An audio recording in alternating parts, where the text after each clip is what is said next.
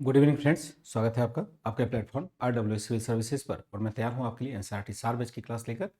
और एनसीईआरटी सार बैच में आज ऑब्जेक्टिव टाइप का टेस्ट होना है। आपके सब्जेक्टिव टेस्ट इस सप्ताह के हो चुके हैं और कॉपी आपको धीरे धीरे चेक करके मिल जाया करेगा। अभी मैराथन का दौर चल रहा था, तो मुझे लगता है कल के बाद फिर टाइम मुझे मिल जाएगा कि मैं आपकी कॉपी को चेक कर पाऊँ। वैसे भी 8 से 10 दिन का समय लगता ही लगता है किसी भी कॉपी को चेक होने में।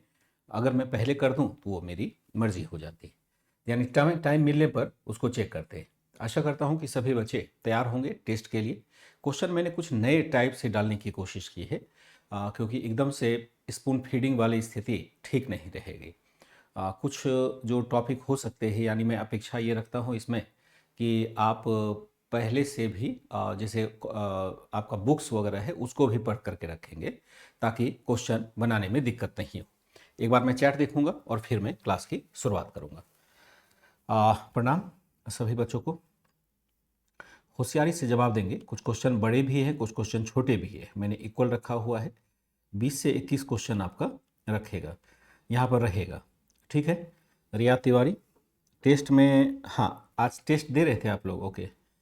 तो टेस्ट में क्या है कि आज का टेस्ट जो था वह बनाने लायक था, इसलिए मैंने कहा था कि आप लोग भी बना सकते हैं। अगर एनसीईआरटी बैच के बच्चे थे तो क्या टेस्ट बन पा रहा था या नहीं बन पा रहा था, एनसीईआरटी पढ़ने के आधार पर बन पा रहा था या नहीं बन पा रहा था, आप कह पाएंगे। क्योंकि क्वेश्चन तो लगभग वैसे ही थे जैसा कि एनसीईआरटी में रहता है, और जितना मैं क्वेश्चन पूछता हूँ उससे थोड़ा सा हल्का ही क्वेश्चन था। ऐसा नहीं था कि बहुत भारी सा क्वेश्चन होगा। मुझे लग रहा है कि क्वेश्चन का लेवल थोड़ा सा ठीक ही था। तो लगातार 5 घंटे क्लास वह चली, तो 5 घंटे में हम लोगों ने 200 क्वेश्चन को देख लिया। तो कंफर्ट है, कोई दिक्कत नहीं है। सारी बातें समझ में आ रही होगी जो मैं आपको बताने की कोशिश कर रहा हूँ। जो एग्ज़ाम की जटिलता है उसके हिसाब से हमें तैयार होना पड़ेगा। छोटा छोटा कुछ भी चीज़ पढ़ करके एग्ज़ाम को आप नहीं निकाल पाएंगे, मेरा यकीन करिए। कुछ बच्चे शिकायत करते हैं कि बहुत अधिक मैंने लिखा दिया, या फिर तो उन बच्चों की शिकायत जायज़ है, क्योंकि उन्होंने अभी तक बहुत कम पढ़ा हुआ है और उन्हें पता नहीं है कि सिविल सेवा चीज़ क्या चीज़ है। मतलब मुझे लगता है कि वो समझ तो रहे होंगे, लेकिन जिस हिसाब से मैं समझ रहा हूँ, जितनी चुनौतियाँ यहाँ पर है, तो थोड़ा सा अपनी कमी को मेरे विचार से टीचर के ऊपर नहीं थोपना चाहिए। टीचर जो आपके लिए कर रहे हैं वो भलाई के लिए करते हैं। इतने दिनों से अगर काम कर रहे हैं तो ज़रूर कुछ ना कुछ तो एक्सपीरियंस रहा होगा। तो अधिक लिखाना, कम लिखाना, अधिक पढ़ाना वो बहुत मैटर नहीं करता है। मैटर करता है कि आप कहाँ तक समझ पा रहे हैं। यहाँ पर लिखाने में दिक्कत क्या होती है कि बहुत सारे ऐसे शब्दों को लिखाते हैं जो कि आप समझ पाए। ऐसे तो मैं बोलता हुआ चला जाऊँगा, कोई दिक्कत नहीं है, लेकिन सभी बच्चे प्रबुद्ध नहीं होते, उनको नोट्स की ज़रूरत होती है। तो नोट्स को लेकर के ही वो फिर दोबारा रिवीजन कर पाएंगे, नहीं तो मेरे प्रवचन देने मात्र से कुछ भी बातें काबू में नहीं आएंगी। और छोटी छोटी बातों को भी लिखाते हैं ताकि आपको भविष्य में किसी प्रकार की कठिनाई नहीं हो। ऑब्वियस एक थोड़ा नोट्स बड़ा बनता है, लेकिन उसका उद्देश्य कोई दुर्भावना नहीं है कि आपको परेशान कर रहे। ये बात अलग है कि आपकी थोड़ी सी बुद्धि कम होती है। बुद्धि कम होने का मतलब है कि उम्र कम होता है, तो उम्र के हिसाब से बुद्धि होती है। जब जब एक्सपीरियंस आप ज्ञान करेंगे तो आपको अपने ही बुद्धि पर हंसी आएगी कि मैंने क्या सोचा था पहले। ये स्वाभाविक सी बात है। जब मैं भी छोटा हुआ करता था तो सबसे बुद्धिमान खुद को ही मानता था, लेकिन बाद में अब जा कर के पता चल रहा है कि बुद्धि नाम की चीज़ अभी भी नहीं आई है। अभी भी हमें बहुत सुधार करने की ज़रूरत है। ये सब प्रक्रिया चलती रहती है, लेकिन पढ़ाई से पीछे नहीं हटना चाहिए। मेरा ऐसा मानना है कि जब तक आप जम के नहीं पढ़ेंगे ये एग्ज़ाम बहुत मुश्किल हो जाता है। इतना पढ़ने के बाद नहीं होता है तो कम पढ़ेंगे तब कैसे होगा। विद्वान तो इतने हम हैं नहीं।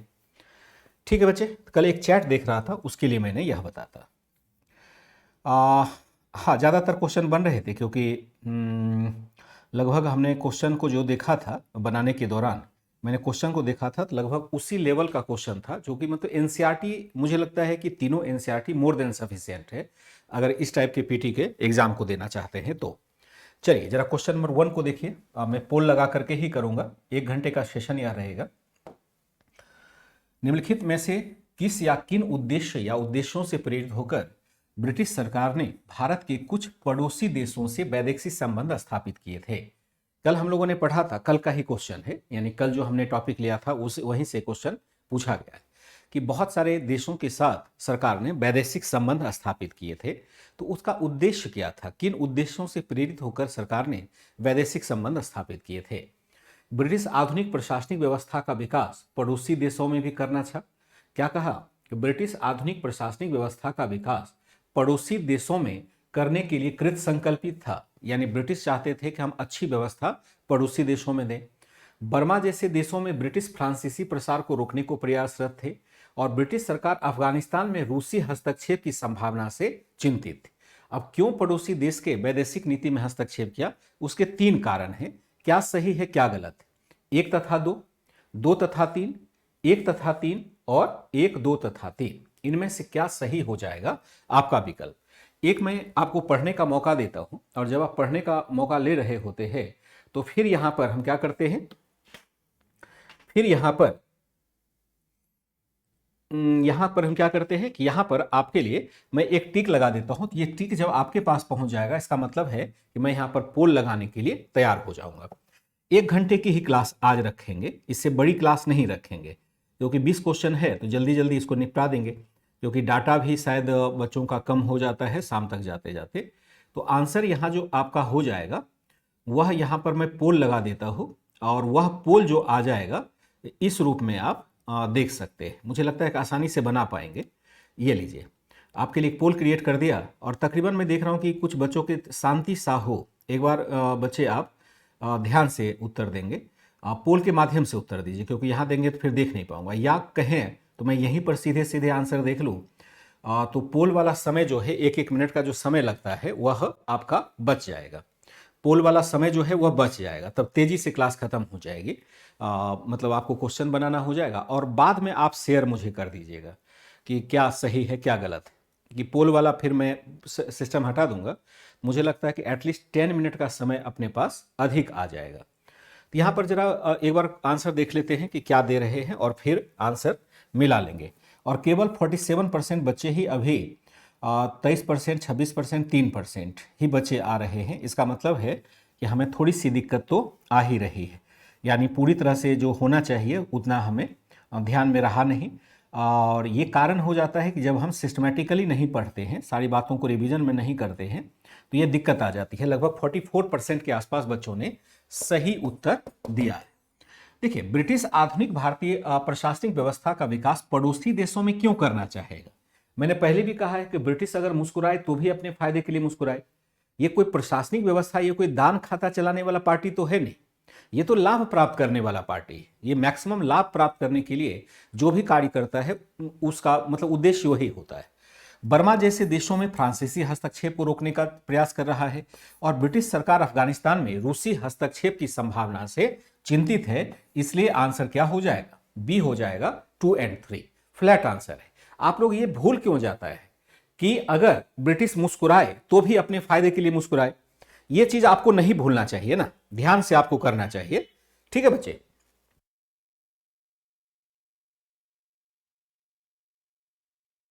ठीक है।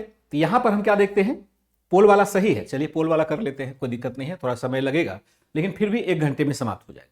इस बात को समझ पाए कि आपने क्यों गलती कर दी। गलती करने का मतलब है कि आपने ये बात मान लिया कि ब्रिटिश हमारे फायदे के लिए या किसी देश के फायदे के लिए कुछ करना चाह रहा है। ब्रिटिशों के अपने उद्देश्य है। कल जब आप नोट्स देखेंगे, यानी कल का जो क्लास है उसमें नोट्स आपका जो बनवाया गया है उसमें उद्देश्य यही लिखा गया है, वह अपने फायदे के लिए जा रहा है, व्यापार के फायदे के लिए जा रहा होता है। आई थिंक बातें क्लियर होंगी। ठीक है, नेक्स्ट देखते हैं। अंग्रेजों ने सेंट फोर्ट जॉर्ज नामक किला कहां बनवाया था? अंग्रेजों ने सेंट फोर्ट जॉर्ज नामक किला कहां बनवाया था? अंग्रेजों ने सेंट फोर्ट जॉर्ज नामक किला कहां बनवाया था? दिल्ली में, कलकत्ता में, बंबई में, मद्रास में? कहां पर इस नाम का किला बनाया था? अंग्रेजों ने सेंट फोर्ट जॉर्ज नामक किला कहां पर बनवाया था? जरा ध्यान से इसका उत्तर देंगे। कहां पर बनवाया है? तो दिल्ली है, कलकत्ता है, बंबई है, मद्रास है। एक जगह तो बनवा ही नहीं सकता है क्योंकि एक जगह जानने का कोई मतलब है नहीं।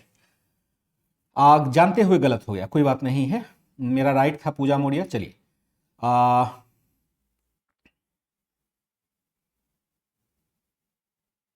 ठीक है, कोई दिक्कत नहीं है। आप ब्रिटिश कहीं पर भी जाएंगे तो अपने फायदे के लिए प्रोत्साहन देंगे। कहां पर यहां पर स्थापित किया गया था? जो सेंट फोर्ट जॉर्ज है वह कहां स्थापित किया जाता है? तो मैं एक पोल लगा देता हूं आपका। और लगता है कि कुछ बच्चे यहां पर गलत भी कर रहे हैं क्या?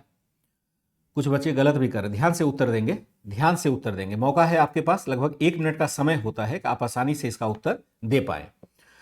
जो बच्चे आ रहे हैं, लग रहा है कि क्या यहां पर कलकत्ता में सेंट फोर्ट जॉर्ज, कलकत्ता में सेंट फोर्ट जॉर्ज क्या जम के पिटाई की जाए?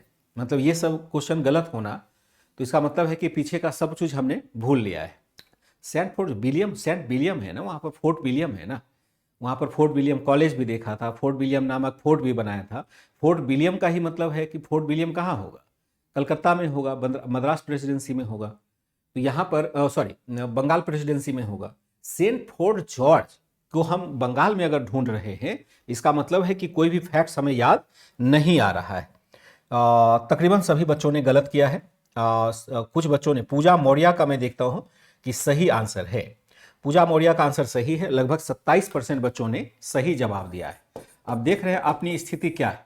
27% बच्चों ने कहा मद्रास में है। सेंट फोर्ट जॉर्ज तो मद्रास में ही है, यहां पर फोर्ट विलियम बनाया गया है। कैसे आपने गलत कर दिया?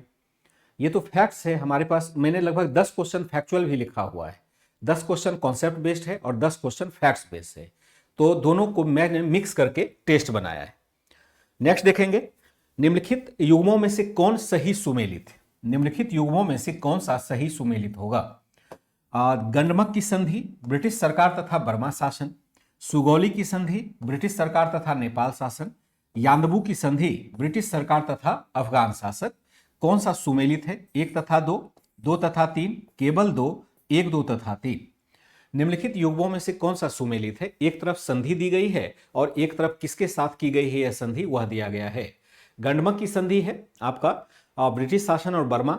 सुगौली की संधि ब्रिटिश शासन तथा नेपाल शासन। यान्दबू की संधि है ब्रिटिश सरकार तथा अफगान शासन। कौन सा यहां पर संधि मैच किया हुआ है? 1 2 3, 2 3, ओनली 2, 1 2 एंड 3। क्या सही इसका आंसर हो जाएगा? ठीक है, ठीक है रिंकू कुमार, बहुत बढ़िया। लेट आ रहा है छवि गिरी, तो आप बताइए, मेरे पास समय पर्याप्त होता है, मैं यहाँ पर आज पर्याप्त समय आपको दे ही रहा हूँ, तो जैसा आप देना चाहें आंसर, जिस प्रकार से देना चाहें दे सकते हैं। नीलम राजपूत, ध्यान से उत्तर देंगे, अचानक हड़बड़ी में नहीं देंगे। गंडमक की संधि है ब्रिटिश सरकार तथा बर्मा शासन। सुगौली की संधि ब्रिटिश सरकार तथा नेपाल शासन। यान्दबू की संधि है ब्रिटिश सरकार तथा अफगान का शासन होगा। यहाँ पर मैं आपको पोल लगा देता हूँ और पोल आपका ये लग जाएगा 60 सेकेंड के लिए।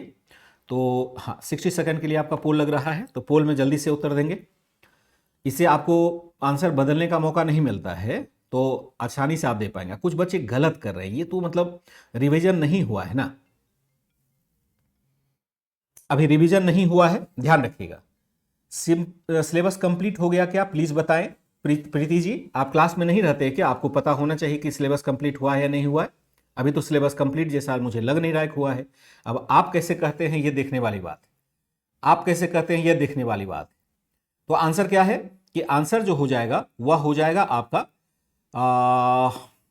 अभी भी थोड़ा कम ही आ रहा है, लगभग 40% के आसपास बच्चों ने मतलब अटेम्प्ट किया है, एक को, दूसरे को 33%, 8%, 17%।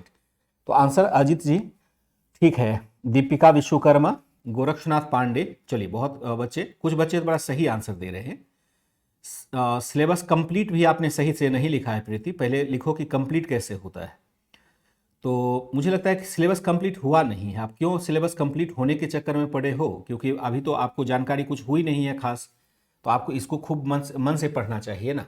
सिलेबस कंप्लीट करने के चक्कर में क्यों पड़े हो? जब खूब जानकारी हमारी हो जाएगी, एकदम से विद्वान हो जाएंगे, तब सिलेबस कंप्लीट। ये मौका है आपके पास ना, जब फ्री ऑफ कॉस्ट लगभग के बराबर मिल रहा है, तो आप इसको और अच्छे से पढ़िए। लगभग 43% के आसपास बच्चों ने सही जवाब दिया है। गंडमक की संधि हम देखते हैं ब्रिटिश सरकार और बर्मा शासन, गलत हो जाएगा, ये हो जाएगा आपका अफगानिस्तान के साथ। सुगौली की संधि सही है, और यान्दबू की संधि, यान्दबू का मतलब है कि अफगान नहीं है, बर्मा शासन है, बर्मा शासन के साथ यान्दबू की संधि की गई थी। ये और ये उल्टा है, यानी गंडमक की संधि अगर देखें तो अफगानिस्तान के साथ होता है और यान्दबू की संधि बर्मा सरकार के साथ होता है। तो आंसर क्या हो जाएगा हमारा? सी हो जाएगा, ओनली 2। क्यों नहीं याद हुआ? कल के ही क्लास में सारी बातें कराई गई है, याद होगा। अगर आप लोग क्लास में नहीं करते हैं या समझ नहीं पाते हैं तो फिर इसमें मैं क्या कह सकता हूँ, क्योंकि इतना स्पष्ट रूप से तो कोई पता भी नहीं पाएगा, लिखा भी नहीं पाएगा। तो थोड़ा सा दुख होता है ऐसे क्वेश्चन को अगर गलत करते हैं। तो क्वेश्चन नंबर 4 देखिए। पूर्वी भारत में अंग्रेज कंपनी ने अपनी आरंभिक फैक्ट्री में से एक की स्थापना 1633 में कहां पर की थी? 1633 में ब्रिटिशों ने अपनी फैक्ट्री पूर्वी भारत में सबसे पहले कहां स्थापित किया था? हुगली में, चिंसूरा में, बालासोर में और चटगांव में। पूर्वी भारत में ब्रिटिश कंपनी ने अपनी आरंभिक फैक्ट्री कहां स्थापित की थी? आरंभिक फैक्ट्री सबसे पहले पूर्वी भारत में। पूर्वी भारत का मतलब क्या होता है? जब यहां से हम आगे बढ़ते हैं इस तरह से बंगाल पहुंचते हैं। पूर्वी ये है आपका पश्चिमी भारत, यहां से हम आगे बढ़ते हैं, फिर पूर्वी भारत में मद्रास में तो हमारा पहले से है, फिर हम यहां से आगे बढ़ते हुए पूर्वी भारत की तरफ जाते हैं। इसमें से आपको बताना है कि कौन सा स्थल है जहां पर कि ब्रिटिश फैक्ट्री ने सबसे पहले अपनी स्थापित की। पूर्वी भारत में ब्रिटिश कंपनी ने अपनी आरंभिक फैक्ट्री कहां पर स्थापित की? एक डेट भी दिया हुआ है 1633 में। हुगली है, चिंसूरा है, बालासोर है, चिटगांव है। कहां पर स्थापित किया जाता है पहली फैक्ट्री? कब तक सेंड कर सकते हैं? जब तक करना हो कर दीजिए, कोई दिक्कत नहीं है। जो भी बच्चे यहां पर हैं क्लास कर रहे हैं वो क्वेश्चन कभी भी भेज सकते हैं। एनसीईआरटी बैच वाले के लिए कोई भी रोक नहीं है। एनसीईआरटी बैच वाले के लिए कोई भी रोक नहीं है। 4 का आंसर क्या हो जाएगा? 4 का आंसर जो आप दे रहे हैं, ध्यान से इसका आंसर देंगे। आंसर हो जाएगा आपका ये वाला। जल्दी से तेजी से आंसर दे देंगे, 1 मिनट का समय होगा आपके पास फुल एंड फाइनल आंसर देने के लिए। मैं मान के चलता हूं कि सभी बच्चों के पास जा चुका है यह ऑप्शन, और ऑप्शन को ध्यान से पढ़ेंगे। अब जब हम ऊपर पढ़ते, इसलिए मैं कहता हूं मैप। अगर हम पूर्वी भारत में पहले हमने कहां देखा कि लगभग मसूलीपट्टनम में ही अपनी फैक्ट्री हमने स्थापित कर ली। तो पहले सूरत है, फिर बंबई में देखते हैं, मसूलीपट्टनम में देखते हैं, आदि जगह पर आप जम जाते हैं। अब हम बंगाल की तरफ आगे बढ़ते हैं। तो बंगाल की तरफ जब जाएंगे तो यहां पर सुतानाती, कोलिकाता आदि बस्तियों की स्थापना 1698 में जाकर के होती है। तुरंत तो नहीं हो पाती है, लेट से जाकर के होती है। तो आंसर यहां पर क्या होगा? खुशी, बढ़िया, ठीक, बहुत बढ़िया जा रहा है। तो यहां पर क्या हो जाएगा? आंसर जो हमारा आ जाएगा, मैं एक बार देख लेता हूं कि क्या विकल्प आप लोग लगा रहे हो। तकरीबन 35% के बच्चे 35% के आसपास बच्चे सही उत्तर दे रहे हैं, लेकिन यहां तो लग रहा है कि इससे ज़्यादा ऑप्शन दिख रहा है। चलिए, 35% के आसपास बच्चों ने सही उत्तर दिया। और यहां पर बालासोर में स्थापित होता है। बालासोर कहां है? ओडिशा में। जब भी हम मद्रास की तरफ से ऊपर जाएंगे तो पहले ओडिशा आएगा, फिर हम यहां पर आएंगे। तो यहां पर 50 में, यानी आप देखेंगे 1650 में हम बंगाल आ पाते हैं। उससे पहले हमारे जो प्रसार है वो ओडिशा तक ही होता है। ओडिशा पूर्वी भारत का तट होगा। तो यहां हमारा क्या माने जाएगा कि हमने यहां, यानी ब्रिटिश कंपनी ने यहां पर अपनी फैक्ट्री स्थापित की थी। क्वेश्चन नंबर 5 थोड़ा बड़ा क्वेश्चन है, इसको ध्यान से पढ़ करके उत्तर देंगे, नहीं तो गलत हो जाएगा। कह रहा है कि 1858 के पश्चात ब्रिटिश सरकार द्वारा भारतीय सैन्य संगठन में निम्नलिखित में से कौन सा परिवर्तन नहीं किया गया? कौन सा सैन्य संगठन में परिवर्तन नहीं किया गया था 1858 के बाद? कल के क्लास से ही क्वेश्चन होगा। भारतीयों को अब समुद्र पार के अभियान में संलग्न करने से परहेज किया गया, यानी भारतीयों को अब समुद्र पार के अभियान में नहीं भेजा जाएगा। भारतीय सैनिकों की तुलना में ब्रिटिश अथवा यूरोपीय सैनिकों की संख्या को बढ़ा दिया गया। तीसरा है, पंजाब तथा पठान क्षेत्र के लोगों को सेना में कम से कम स्थान देने की नीति अपनाई गई। क्या नहीं किया गया? क्या किया गया है यह नहीं पूछा जा रहा है, पूछा जा रहा है कि कौन सा कार्य ब्रिटिशों के द्वारा नहीं किया गया है। नहीं किया गया है, नहीं किया गया है। हुगली पश्चिम में है कि बंगाल में? हुगली है कर्नाटक में, हुगली पश्चिम बंगाल में है ना। 1858 के पश्चात ब्रिटिश सरकार द्वारा भारतीय सैन्य संगठन में निम्नलिखित में से कौन सा परिवर्तन नहीं किया गया था? भारतीयों को अब समुद्र पार के अभियान में संलग्न करने से परहेज किया गया। भारतीय सैनिकों की तुलना में ब्रिटिश अथवा यूरोपीय सैनिकों की संख्या को बढ़ाया गया। पंजाब तथा पठान क्षेत्र के लोगों को सेना में कम से कम स्थान देने की नीति अपनाई गई। कौन सा नहीं किया गया था? 1 तथा 2, 1 तथा 3, केवल 3, 1, 2 तथा 3। क्या नहीं किया गया था, यानी कौन सा कार्य नहीं किया गया था, आपको इसके बारे में बात करनी है। कौन सा कार्य नहीं किया गया था, ये नहीं कि कौन सा किया गया था। तो ध्यान से उत्तर देंगे इसका कि कौन सा कार्य नहीं किया गया था। तो आंसर जो हमारा हो जाएगा, मैं एक पोल लगा देता हूं आपका, और पोल हो जाएगा ये वाला।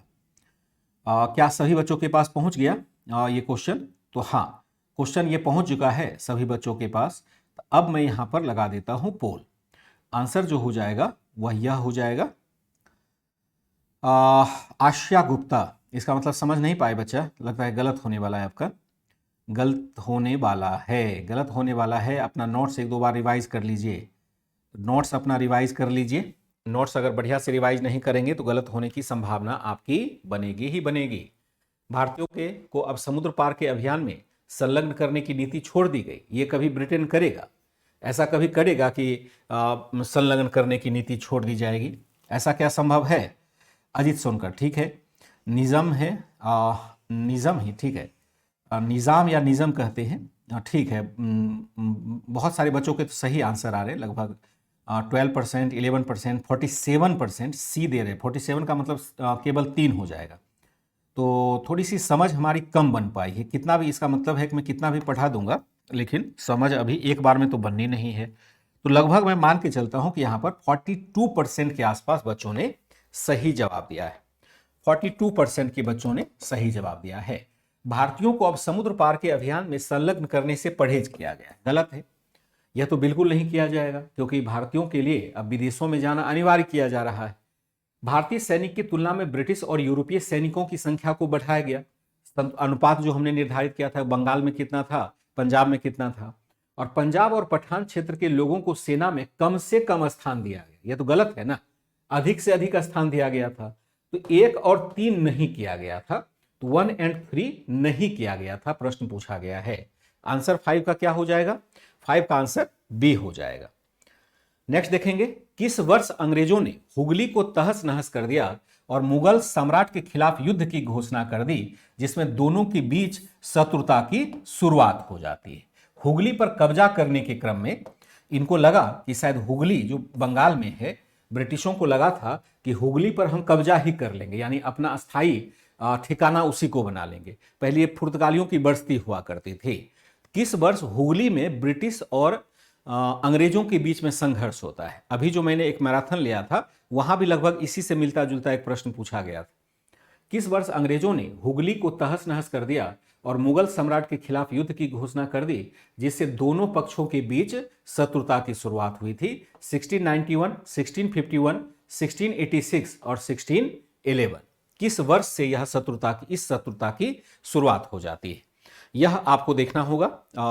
हमने चर्चा की थी कि वहां पर हुगली में औरंगजेब ने अंग्रेजों को दंडित किया था, और हुगली में ही शाहजहां ने पुर्तगालियों को दंडित किया था। यह है अंग्रेज और मुगलों के बीच में हुगली को लेकर के कब शत्रुता प्रारंभ होती है, कब शत्रुता प्रारंभ होती है, इसे हमें ध्यान से बनाना पड़ेगा। आंसर हो जाएगा आपका ये वाला। आंसर क्या हो जाएगा? ठीक है, प्रीतिपाल, बहुत बढ़िया आंसर है आपका। प्रीतिपाल का आंसर मैं देखता हूं कि जो पहली बार दिखा वो आंसर मुझे ठीक दिख रहा था। तो आंसर जो आ रहा है वह आ रहा है आपका, चलिए ठीक रहा है। गलत हो गया था मेरा, आपका गलत हो गया था, तो कोई दिक्कत नहीं शिवांगी, थोड़ी बहुत गलतियां हो जाती है।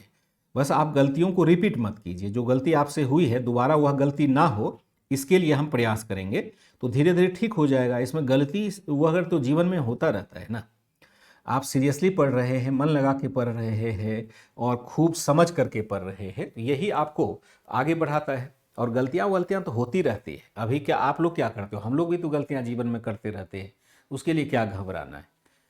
तो वो कोई मैटर नहीं करता है। मैटर करता है क्या आप सुधार के लिए पूरी तरह से तैयार हैं या नहीं। और यहाँ पर जो आंसर आपका आ रहा है ठीक है, बहुत बुरा तो नहीं है, लगभग 45% में मान के चलता हूं कि 45% आपने सही उत्तर दिया है।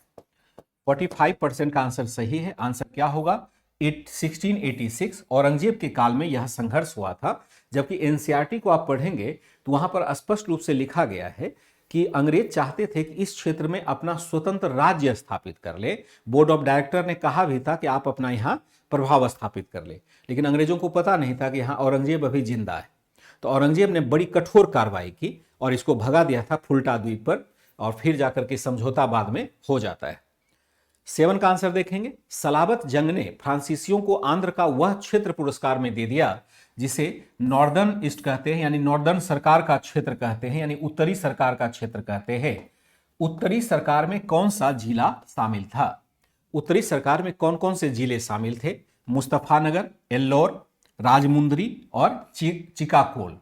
इनमें से कौन कौन सा उत्तरी सरकार के क्षेत्र में शामिल था? उत्तरी सरकार का मैंने आपको मैप भी दिखाया था, आपसे भी अपेक्षा रखी थी कि आप मैप को देखेंगे। मैंने आपको मैप दिखाया था ना उत्तरी सरकार का, कैसे फ्रांसीसियों को उत्तरी सरकार का क्षेत्र मिल गया था। सलाबत जंग ने फ्रांसीसियों को आंध्र का वह क्षेत्र पुरस्कार में दे दिया जिसे उत्तरी सरकार कहा जाता था। उत्तरी सरकार में कौन कौन से जिले शामिल थे? मुस्तफानगर, एल्लोर, राजमुंदरी और चिकाकोल।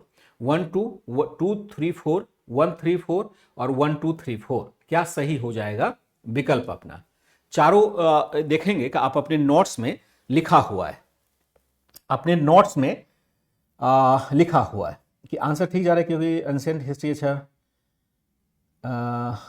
मेडिवल थोड़ा सा मैं और भी पढ़ा दूंगा, मेडिवल में और भी पढ़ा दूंगा आपको, तो चिंता मत करिएगा, धीरे धीरे हो जाएगा, लेकिन संपूर्णता में पढ़िएगा, जैसे चल रहे हैं वैसे ही चलने दीजिएगा। 7 का आंसर क्या हो जाएगा? 7 का जो आंसर हो जाएगा, सभी बच्चे दे रहे हैं, मैं आशा करता हूं कि आपने अब पढ़ लिया होगा। तो 7 का आंसर जो हो जाएगा वह हो जाएगा आपका ये वाला, जल्दी से दे देंगे तो आंसर ये वाला हो जाएगा। तो मुझे लगता है कि सभी बच्चे, यासीन रावत, शिवांगी कुशवाहा, शिखा यादव, चलिए आंसर दे दीजिए। मुझे लगता है कि आंसर आप दे पाने में सफल होंगे, और मुझे ये भी पता नहीं क्यों विश्वास हो रहा है कि ये जो आंसर देने वाले हैं आप अंदाज से ही देंगे, आपको चारों पांचों याद नहीं है कि वास्तव में कौन था कौन नहीं था। क्या मैं सही कह रहा हूँ? कुछ अंदाज लग रहा है क्या यहाँ पर कि अंदाज देंगे, कॉन्फिडेंस नहीं आएगा, लग रहा है कि अच्छा देखते हैं जो होगा देखा जाएगा, हो सकता है यही हो, ऐसा क्या सोच पा रहे हैं आप?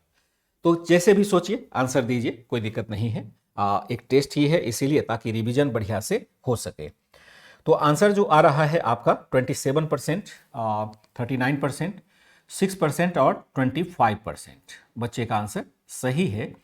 तो यहाँ पर अब 18% हमारे पास है, मैं मान के चलता हूँ कि लगभग सभी बच्चों ने सब जवाब दे दिया होगा, और आंसर जो हो जाएगा हमारा लगभग एग्जैक्ट 40% के आसपास का दिख रहा है। 40% के आसपास एग्जैक्ट आंसर दे रहा है, और आंसर क्या होगा? डी होगा, 1 2 3 4 सभी इसमें शामिल हो जाएगा। क्वेश्चन नंबर 8 देखेंगे।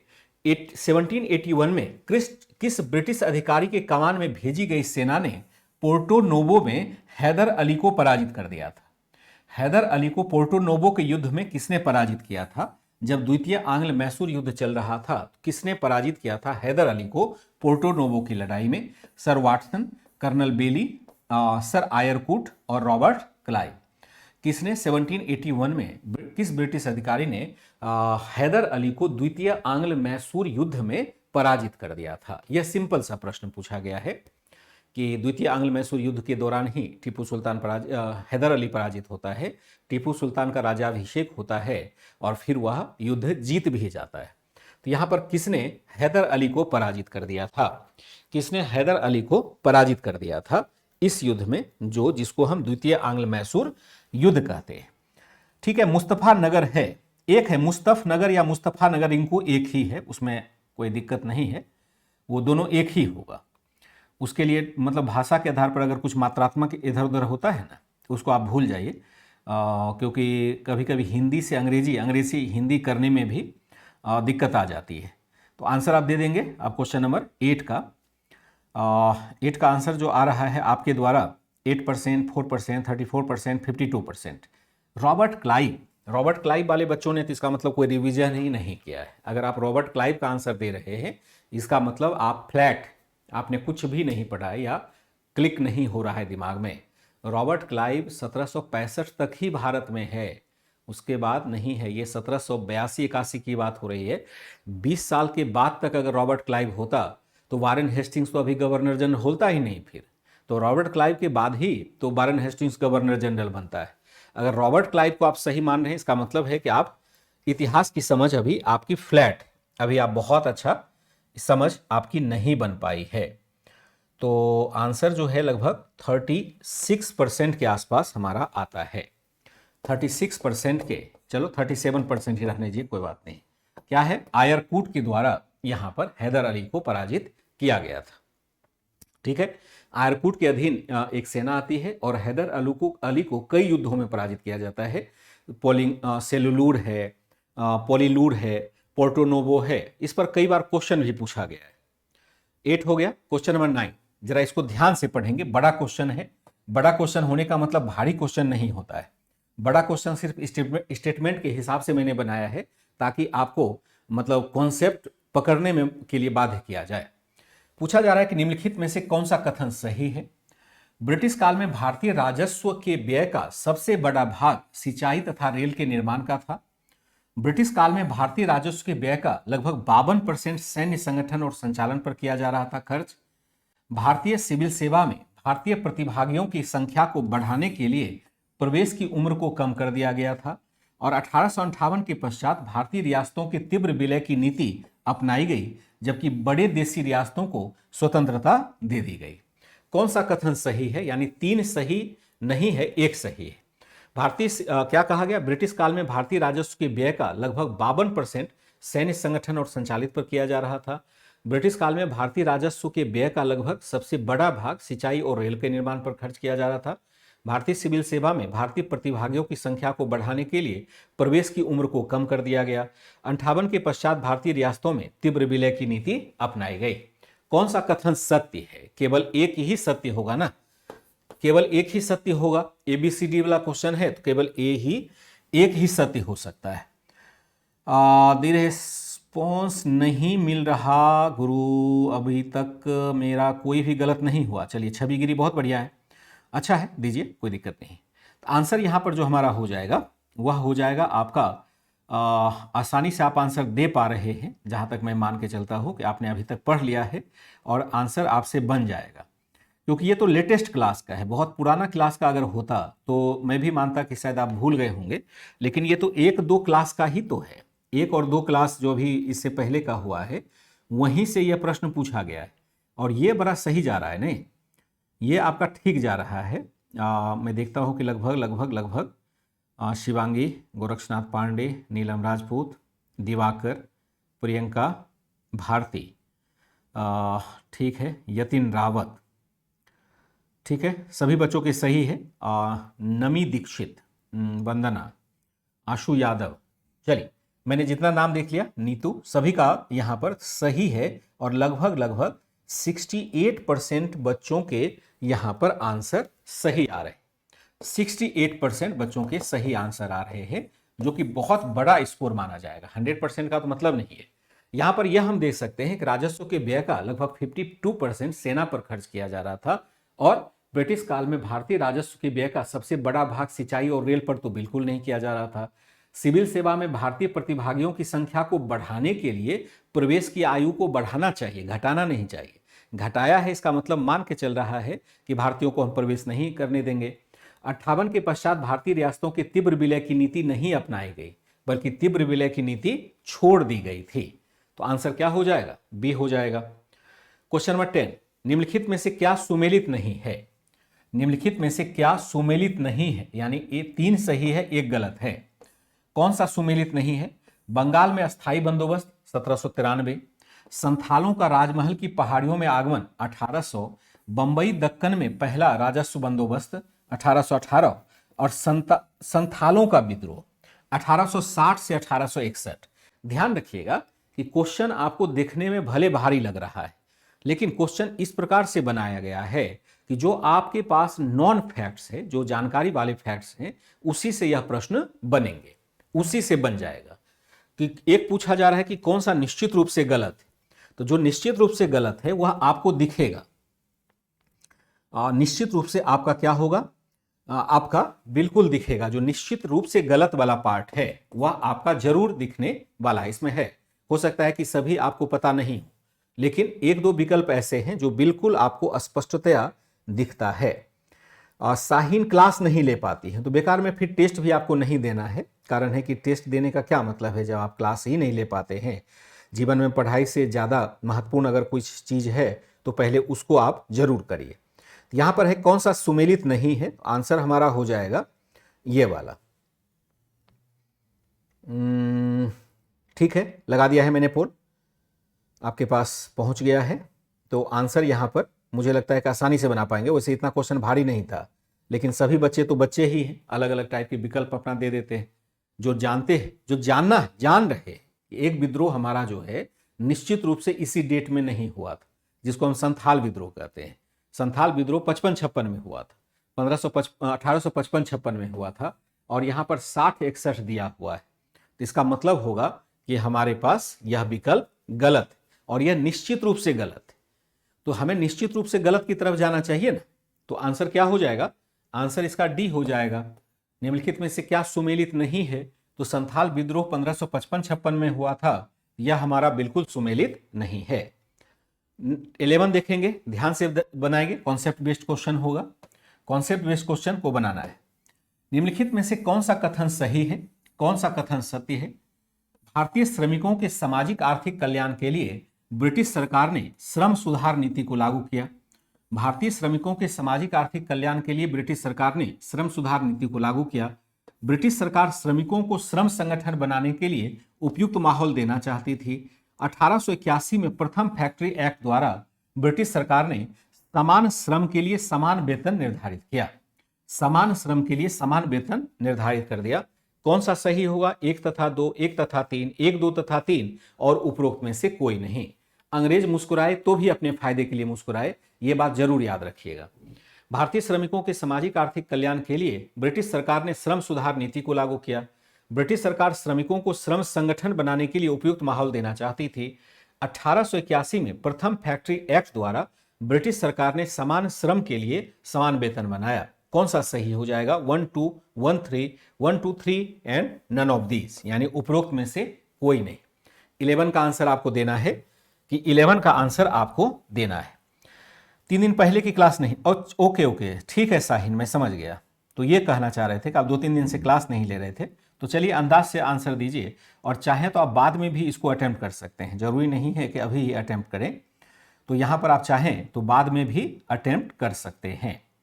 आंसर हो जाएगा आपका डी। आंसर क्या हो जाएगा? ABCD में से मैं पोल लगा देता हूं। पोल यहां पर हाँ लग गया है। तो आंसर क्या होगा? शिखा यादव, नीलम, खुशी मौर्य, चलिए दिवाकर, गोरक्षनाथ पांडे। ठीक है, बच्चे सही आंसर देते हैं, लेकिन यहाँ तो आप जितने भी बच्चे अपने आंसर दिखाते हैं यहाँ तो सभी सही लगते हैं, लेकिन परसेंटेज कौन खा जाता है?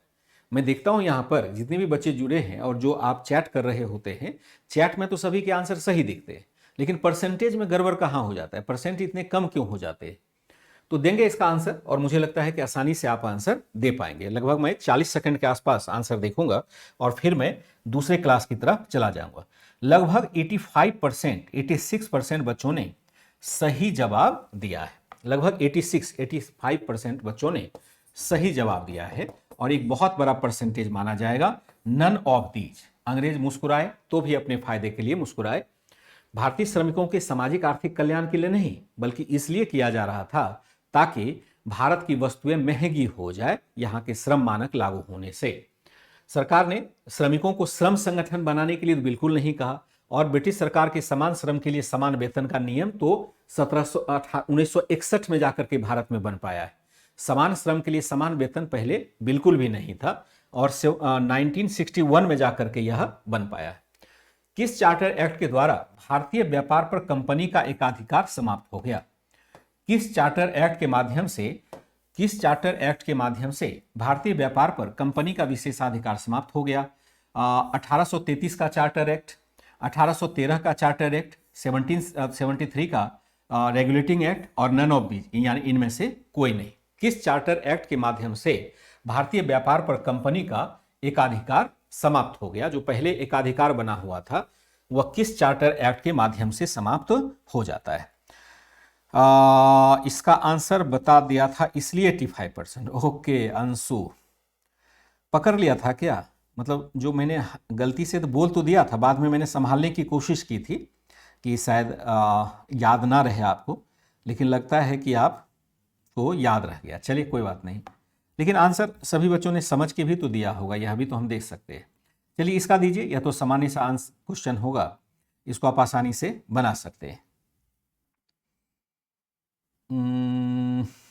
चलिए कोई दिक्कत नहीं है, एक ट्रिक ही इतना परसेंट लाया है, चलिए कोई बात नहीं, लेकिन वो गलती से मेरे मुंह से निकल गया था, लेकिन अब तो मैं अभी नहीं बोलूँगा। आप जल्दी से अपना आंसर दे दीजिए, क्योंकि हाँ ये बात आपने सही कहा, क्योंकि एक सरल सा प्रश्न भी अगर हमारे पास स्कोर नहीं ला पाता है तो इसका मतलब है कि वो क्वेश्चन तो भारी ही था, और वो क्वेश्चन तो यूपीएससी के बच्चे भी अगर करने बैठेंगे तो उनका भी हालत खराब हो जाता है ऐसे क्वेश्चन में। ये क्वेश्चन आपका आ रहा है और यहाँ पर मैं लगभग 10 सेकेंड और आपके प्रश्न को देखूंगा, मतलब उत्तर को देखूंगा, फिर मैं परसेंटेज डिक्लेयर कर दूंगा और फिर मैं दूसरे क्वेश्चन की तरफ शिफ्ट कर जाऊंगा। आंसर इसका जो आ रहा है लगभग अभी भी 60% बच्चों ने सही जवाब दिया है, 60% सही है, और ये है आपका 1813 का चार्टर एक्ट। ध्यान रखिएगा कि भारत के साथ जो व्यापारिक विशेषाधिकार का अधिकार मिला हुआ था, भारत के साथ व्यापार करने के लिए विशेषाधिकार जो मिला हुआ था, वह 1813 के चार्टर एक्ट से समाप्त होता है। लेकिन चाय के साथ व्यापार और चीन के साथ व्यापार पर एकाधिकार बना रहता है, जो व्यापारिक एकाधिकार 1833 के चार्टर एक्ट से समाप्त होता है। क्वेश्चन नंबर 13, अब जरा ये देखें, यह भी क्वेश्चन बढ़िया क्वेश्चन है। असल क्या है तो इंस्टेंट में क्वेश्चन बनाता हूं तो मुझे बड़ा टाइम लगता है, आप लोग थोड़ा सा इसमें मजे से एग्जाम दे दें तो मैं मेहनत अपनी सफल मानूंगा। कह रहा है कि निम्नलिखित कथनों में से कौन सा सत्य है? Vernacular press act Lord Ripon के काल में नहीं लाया गया था। वर्नाक्यूलर प्रेस एक्ट को गैंगिंग एक्ट कहा जाता है। वर्नाक्यूलर प्रेस एक्ट के माध्यम से सरकार ने अंग्रेजी भाषा के प्रेस को छोड़कर अन्य भाषाओं के प्रेस पर प्रतिबंध लगाने का प्रयास किया था। निम्नलिखित में से कौन सा सत्य है? वर्नाक्यूलर प्रेस एक्ट लॉर्ड लिपन के काल में नहीं लाया गया था। वर्नाक्यूलर प्रेस एक्ट को गैंगिंग एक्ट कहा जाता है। वर्नाक्यूलर प्रेस एक्ट के माध्यम से सरकार ने अंग्रेजी भाषा के प्रेस को छोड़कर अन्य भाषाओं के प्रेस पर प्रतिबंध लगाने का प्रयास किया था। 1, 2, 3 कौन सा कथन सही है? 1, 2, 3, 1, 2, 1 एंड 3 और उपरोक्त में से कोई नहीं। प्रश्न पूछा जा रहा है कि उपरोक्त में से कौन सा कथन सही है, उपरोक्त में से कौन सा कथन सही हो जाएगा। जल्दी से आप आंसर एक बार पढ़ लेंगे ताकि मैं यहां पर आपके लिए पोल लगा सकूं। तो आंसर जो हो जाएगा वर्नाक्यूलर प्रेस एक्ट के संदर्भ में, तो आंसर जो हो जाएगा अभिषेक सैनी, आप पोल लगा रहा हूं उसके माध्यम से आप आंसर अपना देंगे। तो ध्यान से, गलती हो सकती है यहां पर, जो मैं ट्रेंड देख रहा हूं बच्चों का उसमें गलती होने की गुंजाइश हमें दिख रही है। सलोनी सिंह, अभिषेक जी, गलती होने की गुंजाइश यहां पर मुझे दिखने लग गई है। संभल के उत्तर देंगे, अभी आपके पास 1 मिनट का समय, 1 मिनट का समय काफी होता है, तो अगर आप हड़बड़ाहट में आंसर देंगे तो गलत हो जाएगा। जो बच्चे नन ऑफ दीज वाला दे रहे हैं वो तो बिल्कुल गलत ही चले गए। अजीत सोनकर बढ़िया है, और अंशु वर्मा, अमित वर्मा, गीता, चलिए बहुत बढ़िया, सबिता, अंशु यादव है, अमित यादव है, छवि, चलिए बहुत बढ़िया। आंसर क्या हो रहा है, लेकिन बहुत सारे बच्चों का यहाँ पर आंसर मतलब मैं परसेंटेज के हिसाब से कह सकता हूँ कि बहुत सारे बच्चों ने आंसर गलत दे दिया है, जो कि अनएक्सेप्टेबल ही होना चाहिए। आंसर जो हमारा हो रहा है केवल 25% के आसपास ही बच्चे सही जवाब दे पा रहे हैं। देखिए, vernacular press act Lord Ripon के काल में नहीं लाया गया था, यह तो सही है ना, यह लाया गया था लॉर्ड लिटन के काल में। अगर कहा जा रहा है कि यह लॉर्ड रिपन के काल में नहीं लाया गया था, यह सही माना जाएगा। वर्नाक्यूलर प्रेस एक्ट को गैंगिंग एक्ट कहा जाता है, सही है, और वर्नाक्यूलर प्रेस एक्ट का मतलब ही है, वर्नाक्यूलर का मतलब होता है देसी भाषा, तो देसी भाषा के प्रेस पर प्रतिबंध लगाया गया था, विदेशी भाषाओं पर नहीं लगाया गया था। 1, 2, 3 हो जाएगा। क्वेश्चन नंबर 14, प्रसिद्ध उपन्यास रॉबिन्सन क्रूसो के लेखक कौन थे जिन्होंने एक शिकायत की थी? आपके किताब में लिखा हुआ है, प्रसिद्ध उपन्यास रॉबिन्सन क्रूसो के लेखक कौन थे जिन्होंने शिकायत की थी कि भारतीय वस्त्र हमारे घरों, हमारे कक्ष, हमारे शयनगारों में भी प्रवेश कर चुके हैं। पर्दे, गद्दे, कुर्सियां और बिस्तर सब कुछ हम देखते हैं भारतीय वस्तुओं के अलावे किसी से नहीं बना हुआ है। एक लेखक हुआ करता था, लेखककार हुआ करता, मतलब एक उपन्यास है रॉबिन्सन क्रूसो, किसने लिखा था? मैंने कॉपी में लिखाया है, आपको ध्यान रखिएगा। वस्तुओं के अलावा कुछ नहीं है। जॉन मेलकम है, डेनियल डिफो है, सर जॉन स्ट्रेची है, एचिंसन है। रॉबिन्सन क्रूसो नामक एक उपन्यास लिखा गया था इनमें से किसी एक ने, और आपको वो लिखाया गया है, आपके कॉपी पर लिखा गया है। आगे बाद में आप रिवाइज करेंगे तो आप याद करेंगे कि हाँ लिखा हुआ तो था, लेकिन आपने समझा नहीं कि प्रश्न यहां से पूछा जा सकता है। तो रॉबिन्सन क्रूसो के बारे में यहां पर है कि रॉबिन्सन क्रूसो जिसने भारतीय जो निर्यात हो रहा है वहां पर भारतीय निर्यात हो रहा है, उसके बारे में किसने यह ग्रंथ लिखा था, किसने यह ग्रंथ लिखा था। रॉबिन्सन क्रूसो का नाम है इसमें। तो आंसर हो जाएगा यह वाला। पोल नहीं जाता है तो इसका मतलब है कि आपको लेट से मिलता होगा। आप ऐसे ही आंसर दे दीजिए और आंसर को मैच करने की कोशिश करिएगा, क्योंकि यहां पर हम जब देख लेते हैं अपने सिस्टम में जब यह देख लेते हैं कि ये टिक जो लगाया जाता है, जब मेरे सिस्टम में पहुंच जाता है, मैं मान के चलता हूं कि सभी बच्चों के सिस्टम में आ चुका होगा, तो फिर यहां पर पोल लगाया जाता है। और पोल भी 1 मिनट का होता है, यानी 1 मिनट के बाद तक, मतलब लगभग 50 से 60 सेकंड तक आप आसानी से इसका उत्तर दे पाते हैं। तो आंसर क्या हो जाएगा? आंसर हो जाएगा आपका 22%, 29%, 32% और 9%। यानी ABCD के सभी आंसर हमारे पास आ चुके हैं। बिल्कुल ठीक है, प्रियंका भारती बिल्कुल परफेक्ट है। और एक दीक्षित थे, प्रीति पाल, सही है। आंसर लगभग सभी बच्चों के सही तो नहीं है, क्योंकि केवल 32% ही हमारे पास सही उत्तर आया है। और आंसर होगा डैनियल डीफो। डैनियल डीफो ने एक किताब लिखा था रॉबिन्सन क्रूसो, जिसमें बताया गया था कि भारतीय निर्यात इतना बुरी तरह से छाया हुआ है कि कहीं पर भी कुछ भी आप पहनने, खाने, गाने का जो भी चीज है सब भारत का ही है, भारत के ही यहां से निर्यात आयात किया गया है। बेलेस्ली ने 1806 में कलकत्ता में फोर्ट विलियम कॉलेज की जगह इंग्लैंड की किस जगह के ईस्ट इंडियन कॉलेज में सिविल सेवकों के प्रशिक्षण का काम प्रारंभ किया था? यानी सिंपल शब्दों में कहा जाए तो जो इस फोर्ट विलियम कॉलेज का स्थानांतरण कहां किया गया था? फोर्ट विलियम कॉलेज को का स्थानांतरण कहां किया गया? का स्थानांतरण कहां किया गया था? कहां किया गया था, यह हमें देखना है। किया गया था स्थानांतरण कहां किया गया था, यह देखा गया है कि फोर्ट विलियम कॉलेज जो 1800 ईस्वी में स्थापित किया जाता है, उसका स्थानांतरण कहां किया जाता है? लंदन है, हेलीबेरी है, लिवरपूल है, डोभर है। कहां पर है? फोर्ट विलियम कॉलेज को स्थापित किया गया था दिल्ली से, बंगाल से हटा लिया। बंगाल में जो फोर्ट विलियम है ना, वहां से उसको हटा लिया कॉलेज को, और कहीं पर ले जाकर के स्थापित कर दिया था। कहीं पर ले जाकर के स्थापित कर दिया। कहां पर स्थापित कर दिया? तो आंसर जो हो जाएगा, मुझे लगता है कि अब आपके पास आ चुका होगा ये मैटर। तो आंसर आपके पास मैं लगा देता हूं। आंसर जो हो जाएगा, आंसर कॉलेज का की वजह से आप नहीं पढ़ पाते हैं वंदना, कोई दिक्कत नहीं है। छोड़ इसलिए नहीं बन पा रहा है क्वेश्चन, कोई बात नहीं है, एक बार फिर से आप पढ़ लीजिएगा। देखो, जब आप सिविल सेवा के लिए आते हैं ना, तो 1 आध घंटे का समय जरूर निकालिए पढ़ने के लिए। आप ये सोचेंगे कि छोड़ देंगे पढ़ाई फिर शुरू करेंगे पढ़ाई, ये कभी नहीं होगा, मैं गारंटी के साथ कहता हूँ। अगर आपके मन में ये रहता है कि इस पढ़ाई को छोड़ करके दूसरा कुछ कर लें, इसका मतलब है कि आप इस पढ़ाई के लिए अभी बने नहीं हैं। तो आपको फिर यहाँ पर कोर्स लेने का अर्थ बहुत नहीं बनता है। तो लगभग हम देख रहे हैं कि यहाँ पर 47%, 44%, 5%, 2% के आसपास, लंदन में नहीं, लगभग 45% के आसपास हमारे उत्तर आते हैं। यह है हैलीबेरी नामक जगह है। एक बार आप अपने नोट्स का रिवाइज कर लीजिएगा, नोट्स को बार बार पढ़िएगा। इस नोट से बढ़िया कोई नोट्स नहीं।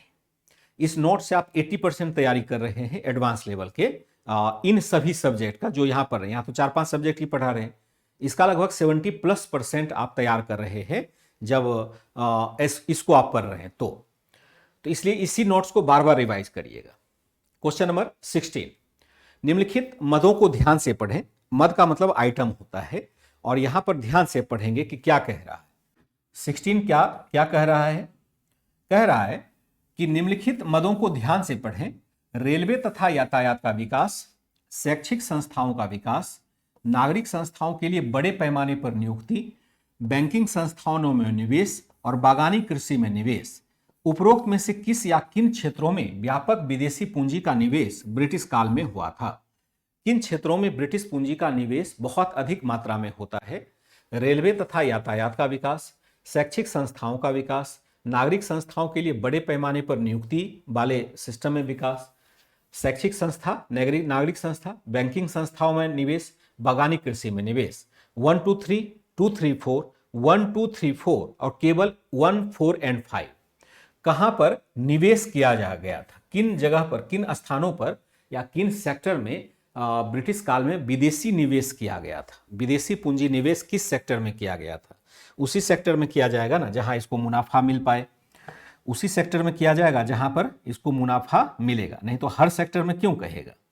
खुशी मौर्य, बहुत बढ़िया, शाबाश, मतलब बहुत मैं आपसे मतलब अच्छा स्कोर आपका रहेगा। तो यहां पर किस क्षेत्र में किया जाता है, तो आंसर जो होगा वह आंसर जो हो जाएगा इसके लिए कि किन क्षेत्रों में विदेशी निवेश ब्रिटिश काल में किया जा रहा है। सविता, बहुत बढ़िया, यतीन रावत, शाबाश। आंसर क्या हो जाएगा, चलिए ठीक है, शिखा, एम के, बहुत बढ़िया, एम के पहले भी आपका क्वेश्चन अच्छा था, मैंने देखा था। तो आंसर अपना आ रहा है। इसके बाद 4 क्वेश्चन और बचेगा। पूजा मौर्य, अजीत सोनकर, यशु, प्रियंका, छवि, सलोनी सिंह, देव सिंह। चलिए 3 नहीं होगा, 2 भी नहीं होना चाहिए, उत्तम गुप्ता।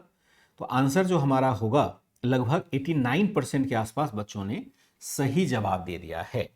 इसका मतलब है 87% अब आ रहा है। तो 80, मान लो 87% ही, मैं 84% मैं मान के चलता हूं कि आपने सही जवाब दिया। 84% में आपको इलिमिनेट क्या करना था, क्या शैक्षणिक संस्थाओं के लिए निवेश करेगा, क्या शैक्षणिक संस्थाओं के लिए ब्रिटिश निवेश करेंगे, बिल्कुल नहीं करेंगे। क्या नागरिक संस्थाओं के विकास के लिए निवेश करेगा, बिल्कुल नहीं करेगा। रेलवे का विकास करेगा क्योंकि इससे उसको काउंटर गारंटी लेना है। बैंकिंग संस्थानों में निवेश किया गया, बागानी कृषि जैसे तंबाकू है, नील है, आदि सब में निवेश किया गया। आंसर क्या हो जाएगा, डी हो जाएगा, 1, 4 एंड 5। 16 का आंसर क्या हो जाएगा, डी हो जाएगा।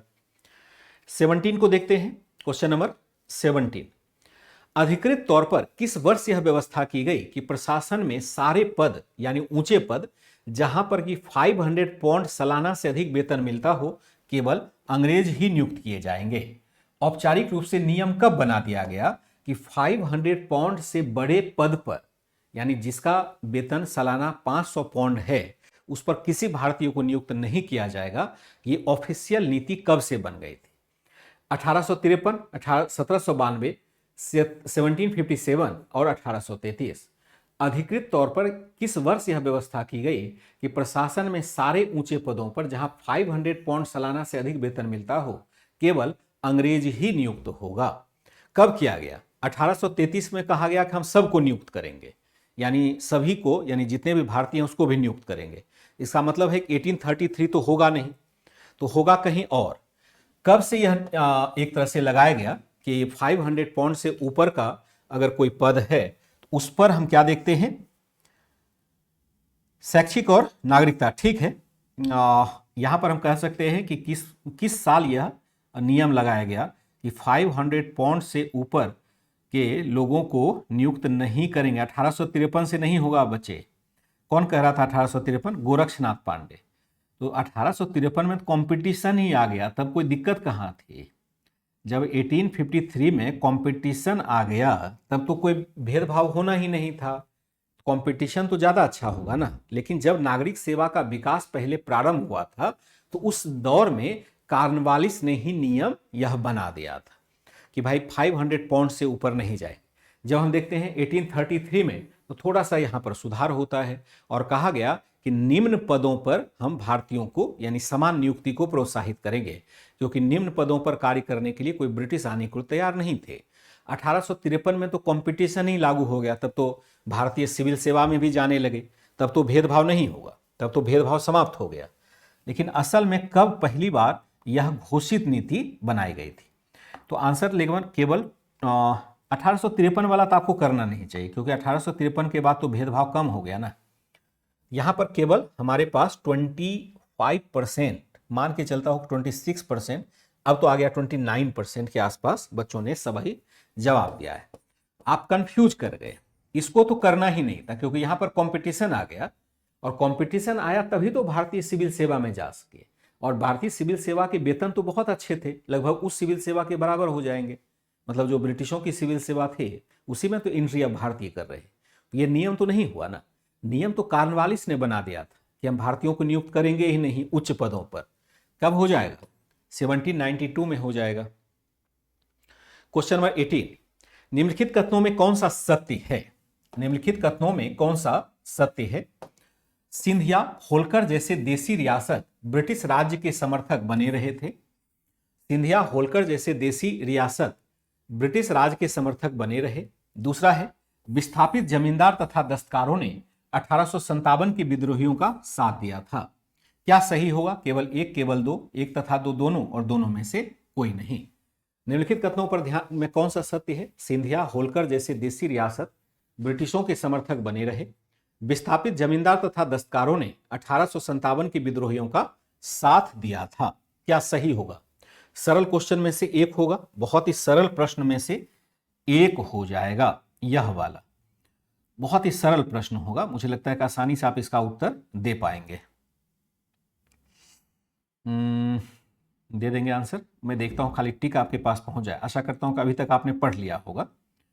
पढ़ लिया हुआ तो आंसर अब दे दीजिए। बाद में भी आप मतलब वैसे भी देना चाहें तो वैसे भी दे सकते हैं, कोई दिक्कत नहीं है। आंसर आपका ये वाला जाएगा। चलिए, खुशी, मौर्य, सविता। सविता आंसर कैसे गलत कर दिया जी? मतलब विस्थापित जमींदार और दस्तकारों ने 1857 के विद्रोहियों का साथ नहीं दिया था, मतलब ताज्जुब बात है। शिखा यादव, क्या कर रहे हो? बोथ रॉन्ग कैसे हो गया शिवांगी? कैसे दोनों गलत हो गया? मतलब कमाल का एक आपने सोच लगा दिया कि यहां पर हमने पूछा कि सिंधिया होलकर जैसे देसी रियासत ब्रिटिशों के समर्थक बने रहे, ये गलत कैसे? सिंधिया और होलकर ने ब्रिटिशों का साथ नहीं दिया था, जितने भी देसी रजवाड़े थे सभी ने साथ दिया था, यह तो सही है। और जो विस्थापित जमींदार था जैसे बाबू कुंवर सिंह या अन्य लोगों को जिसको हटा दिया गया था, और जो दस्तकार था, जो कारीगर थे, वो विद्रोहियों के साथ थे, यह भी तो सही है। क्वेश्चन तो आपको पूछा गया था कि इनमें से कौन विद्रोहियों के साथ थे, 1857 के विद्रोहियों के पक्ष में कौन थे, ये तो कई बार पूछा गया है। ये दोनों विकल्प हमारी जब सही है तो आपने दोनों को गलत कैसे कर दिया? दोनों गलत हो जाएगा कैसे? सिंधिया और होलकर जैसे जो देसी रियासत के शासक हैं वो ब्रिटिशों के समर्थक तो बने ही रहे थे, नहीं बने रहे थे। तो आपने मतलब ताज्जुब जैसा एक मतलब सभी बच्चों ने एक गलत विकल्प जो आया वह क्या हो जाएगा? दोनों मतलब ये गलत होना नहीं चाहिए। 18 का आंसर सी हो जाएगा, दोनों सही है। किस एक्ट के द्वारा पहली बार भारतीयों की शिक्षा के लिए प्रतिवर्ष 1 लाख रुपए खर्च करने की व्यवस्था की गई? किस एक्ट के माध्यम से पहली बार भारतीयों की शिक्षा के लिए प्रतिवर्ष 1 लाख रुपए व्यवस्था की गई थी खर्च करने की? 1854 का चार्ल्स वुड डिस्पैच, 1784 का पिट्स इंडिया एक्ट, 1833 का चार्टर एक्ट और 1813 का चार्टर एक्ट। किस एक्ट के माध्यम से पहली बार भारतीयों की शिक्षा के लिए, शिक्षा के मद में खर्च के लिए 1 लाख रुपीज व्यय करने का प्रावधान किया गया था? व्यय हुआ या नहीं हुआ यह बात अलग है। पहली बार किस में 1 लाख रुपये व्यय करने का प्रावधान किया गया था? मैं टिक लगाता हूं यहां पर, ताकि ये टिक जैसे ही मैं आपके एप्लीकेशन पर देखूंगा, हाँ विस्थापित साथ में थे, स्थापित नहीं थे। मंजू बिल्कुल आपने सही कहा। एक को क्यों चुनना है? ए बी सी में विकल्प बढ़िया से देखा करिए ना, विकल्प बढ़िया से देखा कीजिए। आंसर जो हमारा हो जाएगा, इसमें 1 लाख रुपए की व्यवस्था की गई थी, वह आंसर हमारा ये वाला हो जाएगा। आंसर ये वाला हो जाएगा। ये तो सभी बच्चों का सही है। 19 का गोरक्षनाथ पांडे गलत हो गया। 1833 का कैसे होगा? मतलब ये सब फैक्ट्स नॉर्मल है भाई, मतलब मेरा बीपी बढ़ा देता है। ये सब क्वेश्चन कैसे गलती करता है दादा? ये सब क्वेश्चन गलती करने लायक है। एसएससी की भी तैयारी करोगे तब भी ये क्वेश्चन पूछा जाएगा। ये तो यूपीएससी ही है। ये सब क्वेश्चन कैसे गलत होगा? पहली बार जब हमने देखा कि ब्रिटिशों के व्यापारिक विशेषाधिकार को समाप्त किया गया, तो उसी साल कहा गया कि आपको भारतीयों के ऊपर 1 लाख रुपए का व्यय करना चाहिए। यह बात अलग है, वह खर्च हो नहीं पाया। इसलिए नहीं हो पाया कि यह निर्धारित ही नहीं किया जा सका था यह खर्च किस मद में होगा या किस तरह की शिक्षा पर यह खर्च किया जाएगा। तो आंसर जो हो रहा है वह हो रहा है आपका, चलिए, केवल 28% बच्चों ने दिया, और यह आंसर मतलब हॉरेबल है। केवल 28% बच्चे यह आंसर देंगे, यह मैंने सोचा नहीं था। 1813 का चार्टर एक्ट होगा। 1813 के चार्टर एक्ट में पहली बार 1 लाख रुपए खर्च करने की बात की गई थी। यह बात अलग है कि खर्च हो नहीं पाया था।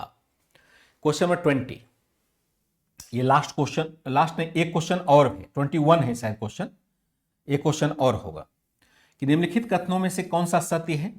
आरजी भंडारकर तथा महादेव गोविंद रानाडे जैसे समाज सुधारक बंगाल क्षेत्र से जुड़े हुए नहीं थे। आरजी भंडारकर और महादेव गोविंद रानाडे कहाँ के थे? क्या बंगाल क्षेत्र के थे? तो यहां कह रहे हैं कि आरजी भंडारकर और महादेव गोविंद रानाडे जैसे समाज सुधारक बंगाल क्षेत्र से जुड़े हुए नहीं थे। दूसरा है, मनुष्य की सेवा ही ईश्वर की सेवा है और मनुष्य भी ईश्वर का रूप है, यह विचार रामकृष्ण परमहंस का प्रमुख सिद्धांत है। तीसरा है, स्वामी विवेकानंद वेदांत दर्शन को मान्यता देते थे। इनमें से कौन सा कथन सही है? केवल एक, एक, दो तथा तीन, एक, दो तथा तीन, एक तथा दो, कौन सा कथन सही होगा? आरजी भंडारकर तथा महादेव गोविंद रानाडे जैसे समाज सुधारक बंगाल क्षेत्र से जुड़े नहीं थे। मनुष्य की सेवा ही ईश्वर की सेवा है, मनुष्य भी ईश्वर जैसा ही रूप है, यह विचार रामकृष्ण परमहंस का था। और स्वामी विवेकानंद वेदांत दर्शन को मान्यता देते थे। कौन सा सही हो जाएगा? केवल एक, एक, दो तथा तीन, एक, दो, तीन, एक तथा दो, क्या सही हो जाएगा इसका विकल्प? आशा करता हूं कि आसानी से आप जान पा रहे होंगे। अच्छा, गलती से हो रहा था, चलिए कोई दिक्कत नहीं है, आप अपना मिला लेंगे। अगर आपको लगता है कि आप कॉन्फिडेंट हैं तो आप आसानी से आंसर दे सकते हैं। आंसर जो हो जाएगा, इसके बाद एक क्वेश्चन और है जहां तक मुझे याद आ रहा है, आंसर एक होगा। ठीक है, बढ़िया बढ़िया बढ़िया। वंदना, तो आंसर मैं लगा देता हूं आजकल, इसका मैं ऑप्शन लगा देता हूं। इसके बाद एक क्वेश्चन और भी आपका होना चाहिए जहां तक मुझे याद आ रहा है। शिखा यादव, गलत जा रहे हैं बच्चे, आपका गलत हो रहा है आंसर। या तो ट्राई करते हैं यहाँ दे करके कि यहाँ गलत हो गया, फिर यहाँ पर हम सही कर लेंगे, ऐसा चाहते हैं क्या? 38%, 46%, 5%, 42%, 10%, यानी परसेंटेज बदलता रहता है। ये चुनाव के तरह जो आप वोट करते हैं उसके हिसाब से थोड़ा थोड़ा परसेंट बदलता रहता है। आंसर अभी तक हमारे पास है 38%, 46%, 10%, 7%, और अब यह बढ़ करके हो गया है नीलम राजपूत, अमित वर्मा, नीतू, सलोनी सिंह, गोरक्षनाथ पांडे, वंदना। ठीक है, आंसर क्या हो जाएगा? 39% के आसपास बच्चों ने अभी तक सही जवाब दिया है। 41% मान लेते हैं, 41% के आसपास बच्चों ने सही जवाब दिया है और आंसर तीनों सही होगा। 1, 2, 3 तीनों सही है। आरजी भंडारकर और महादेव गोविंद रानाडे पश्चिम भारत के यानी महाराष्ट्र क्षेत्र के थे, बंगाल क्षेत्र के नहीं थे। तो अगर ये कहा जा रहा है कि ये बंगाल क्षेत्र के नहीं थे तो सही ही कह रहा है, क्योंकि ये महाराष्ट्र क्षेत्र के थे महादेव गोविंद रानाडे, और ये मनुष्य की सेवा ही ईश्वर की सेवा है, ये दोनों का सिद्धांत है रामकृष्ण परमहंस और विवेकानंद। और स्वामी विवेकानंद वेदांत दर्शन को मान्यता बिल्कुल देते थे, सभी लोग देते हैं। आंसर क्या होगा? सी। फिर हम देखते हैं क्वेश्चन नंबर 21। निम्नलिखित में से किस पुस्तक या पत्रिका में न्यू टेस्टामेंट के नैतिक और दार्शनिक संदेश को उसकी चमत्कारिक कहानियों से अलग करने की कोशिश की गई है राजा राम मोहन राय के द्वारा? न्यू टेस्टामेंट, ओल्ड टेस्टामेंट मैंने बताया था, जो ईसाई धर्म की किताब है, कैथोलिक धर्म की किताब ओल्ड टेस्टामेंट कहलाती है, और न्यू टेस्टामेंट जो है वह प्रोटेस्टेंट धर्म के किताब को कहते हैं। और राजा राम मोहन राय ने यहाँ पर ईसाई धर्म की आलोचना करते हुए एक किताब लिखी जिसमें न्यू टेस्टामेंट जैसे ग्रंथ में जो उसकी चमत्कारिक कहानियां इंट्रोड्यूस कर दी गई थी उसका खंडन किया। तो बड़े नाराज हुए इनके साथी। Precepts of Jesus, gift to monotheist, Bengal gazette for social reform, Tuhfat ul Muwahhidin. यहां पर क्या आंसर हो जाएगा? 21 का आंसर क्या होगा? किस में आलोचना की गई है? खास करके न्यू टेस्टामेंट जो ग्रंथ है उसके चमत्कारिक कहानियों को अलग करके बताया गया है कि ये चमत्कारिक कहानी यहां नहीं चलेगा। किसमें यह कहा गया है? हाँ, गुरुजी महादेव गोविंद रानाडे बंगाल से नहीं जुड़े हुए थे। रिंकू कुमार, महादेव गोविंद रानाडे बंगाल से नहीं महाराष्ट्र से जुड़े हुए थे। एमजी रानाडे महाराष्ट्र के हैं भैया, महाराष्ट्र के होंगे ना, यहां तो नहीं होंगे। तो आंसर ये होगा आपका। चलिए, पोल लगा दिया है, एक बार जल्दी से आंसर दे देंगे तो फिर आप स्कोर भी शेयर कर देंगे, क्योंकि ये लास्ट ही क्वेश्चन होगा जहां तक मुझे अंदाज लग रहा है, इसका लास्ट क्वेश्चन होगा। पहले आप देख लीजिए आंसर दे करके, फिर मैं देखता हूं कि ये क्वेश्चन लास्ट है या नहीं। तो लगभग बच्चों का आंसर सही ही आ रहा है। सही बहुत सारे बच्चों का आ रहा है, चलिए अजीत बढ़िया है। तो ठीक ठाक ही स्कोर माना जाएगा, क्योंकि अभी तक जो देख रहा हूँ ना उसमें जो कंटिन्यूस बच्चे परफॉर्म कर रहे हैं उनका आंसर सबका सही ही गया है। तो मुझे लग रहा था कि शायद फैक्चुअल इन्फॉर्मेशन वाले क्वेश्चन कहीं आप ना बना पाएँ, क्योंकि आ, अगर बढ़िया से रिवीजन नहीं होता है तो ये दिक्कत हो सकती है। तो 69% के आसपास बच्चों ने सही जवाब दिया है। 69% के आसपास बच्चों ने सही जवाब दिया है। 70% बच्चों ने सही जवाब दे दिया है। चलिए ले लेते हैं। 70% बच्चों ने सही जवाब दिया है और ये है प्रिसेप्ट्स ऑफ जीसस, जिसमें उसने उन्होंने न्यू टेस्टामेंट की आलोचना की और उसमें जो चमत्कारिक कहानी थी उसको इलिमिनेट कर दिया। ये था आपका लास्ट क्वेश्चन और ये है थैंक यू का बोर्ड के। बहुत बहुत धन्यवाद। क्लास के साथ आज की क्लास को यहीं एंड करेंगे। आज क्लास नहीं लेने की स्थिति में थे, क्लास लग रहा था कैंसिल ही करना पड़ जाएगा, क्योंकि बड़ा लंबा सा मैराथन चल रहा था। उसके क्वेश्चन को बनाना, फिर आपके क्वेश्चन को आपके हिसाब से बनाना, आपकी पीडीएफ को देख करके बनाना, पीपीटी बनाना बड़ा मुश्किल काम था। लेकिन आप जानते हैं कि आपसे ही प्रेरणा मिलती है मेहनत करने की, और आप मुझसे प्रेरणा प्राप्त करते हैं। मेहनत करने में कभी चूकना नहीं चाहिए। क्या लगता है कि मैं अभी बहुत कंफर्टेबल फील कर रहा हूँ, बड़ा आराम की मुद्रा में, जॉली मुद्रा में, मेरे पास थकावट नहीं है। अरे 2-3 दिन से तो सोना नहीं होता है। वैसे जब मैराथन वगैरह आ जाते हैं ना तो उसके क्वेश्चन को मैं स्पेशल अपने तरीके से डिजाइन करता हूँ, तो नींद समाप्त हो जाती है, अच्छे से सोना नहीं होता है। तो फिर भी काम तो करना होता है ना। फिर भी ऐसा तो है नहीं कि कह सकते हैं हम आपके सामने रोना रोए, बड़े थके हैं भाई, अरे बाबू छोड़ दो मुझे, बड़ा थक गए, ऐसा रोना रोते हैं कभी? आपको भी नहीं करना है, आपको भी बहुत मेहनत करनी है, कठोर मेहनत करना है, बहुत मेहनत। बहुत मेहनत का मतलब कोई लिमिट नहीं है कितना मेहनत आप करेंगे। ठीक है, 12/20 है त्रुषा का। Thank you. 19 सही है, चलिए बढ़िया है। 10/21 है सीखा, चलिए कोई दिक्कत नहीं है। 21, चलिए बहुत बढ़िया है। देखिए कोई दिक्कत नहीं है, धीरे धीरे हो जाता है। 1-2 क्वेश्चन गलत अगर हुए हैं तो कोई इशू नहीं है। 19 है, अगर चाहें तो आपका हाँ बनना, एकदम हिम्मत करनी पड़ेगी भाई। बिना देखो काम के बगैर तो नहीं रह सकते। अगर खाली आपको बैठा दिया जाए तो कहाँ आपको मजा नहीं आएगा। थोड़ा सा इसमें कभी भी काम से परहेज नहीं करना चाहिए। आप कॉलेज जाइए, कॉलेज जाना है, पढ़ाई करना है, पढ़ाई करना है, जरूर समय निकालेंगे। और मनुष्य की क्षमता है, क्षमता को जितना बढ़ाते जाएंगे उतना बढ़िया होता जाएगा, मनुष्य उतना ही आगे बढ़ता चला जाता है। चलिए आज के लिए इजाजत दें। कल संडे है, छुट्टी रहेगी। परसों मैं मिलता हूँ फिर से आपके नए क्लास के साथ शाम के 4 बजे। Bye and take care.